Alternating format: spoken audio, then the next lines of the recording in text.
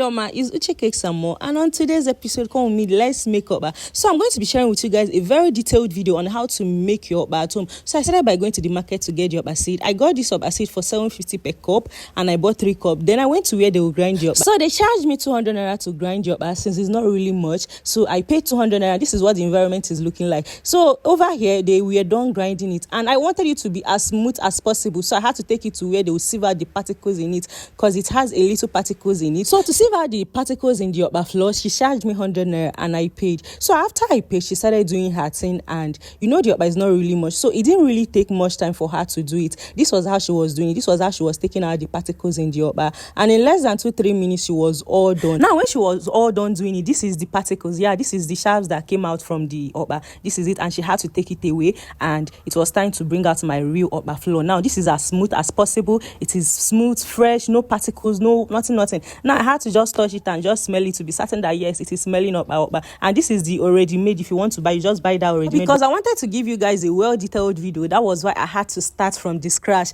Now over here, it is time for us to start making our Okpa. And to get a perfect Okpa, you don't really need to do too much. You just need your Okpa flour, you need fresh red oil, your oziza seed, your pepper, whether fresh pepper or grinded pepper, anyone you have is okay, and your salt. You don't need to do too much, and your Okpa will always come out yummy and nice. Now you have to add enough oil. I feel that one of the sweetest part of Okpa is adding enough oil, because once the color is very fine, once you get the color perfect, definitely it will come out nice. I think your eyes have to eat first before your mouth will start eating while making Okpa, because if your Okpa is very dark and not sweet in the eye, I don't really think it will be nice. And now this is the hardest part of making Okpa, trying to dissolve that and to be as smooth as possible. That is the hardest part. So now after you are done dissolving it, it's time for you to add your salt, to add your oziza seed, to add your remaining things. And another thing to note is that while making your Okpa, you have to be very careful while putting salt.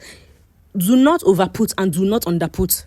Do not overput and do not underput. Just make sure that the salt is perfect. Then you add your oziza, you add your pepper. Now I know that my pepper is not as smooth as possible, but I like it like that, so I'll be seeing the pepper color in the Okpa. That was why I made it like that. Now it was time for me to cup it. It was time for me to put it inside nylon. If you have cup, you put. If you have nylon, you put. Anyone you have, just use it. I use nylon because that is what I have. Another thing to also note is that before tying your Okpa inside nylon, make sure that you already set water on fire. Yes, or make sure that you already set water on fire, so that by the time you are done tying your Okpa, you will just put your Okpa directly into the pot and start cooking it immediately. No need of waiting and all that. You just know, say everything done ready. So that was exactly what I did. So after I was done tying, I just added it into my pot and start cooking it immediately. Now it took me about 45 minutes to finish cooking this Okpa. Yeah, it took me about 45 minutes to cook this Okpa properly. Though I was checking up on it time by time, but it took me 45 minutes to finish making the Okpa. I brought out one to see how far, to know whether it is all done.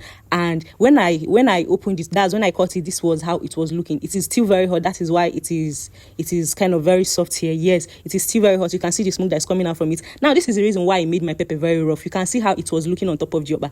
It was looking yummy and very attractive. That was why I didn't blend my pepper to be very smooth. I made it very rough, so that when I'm eating the Okpa, I'll be seeing the pepper. When I'm eating the Okpa, I'll be seeing the pepper. And thank you for seeing my vlog. See you guys in my next vlog.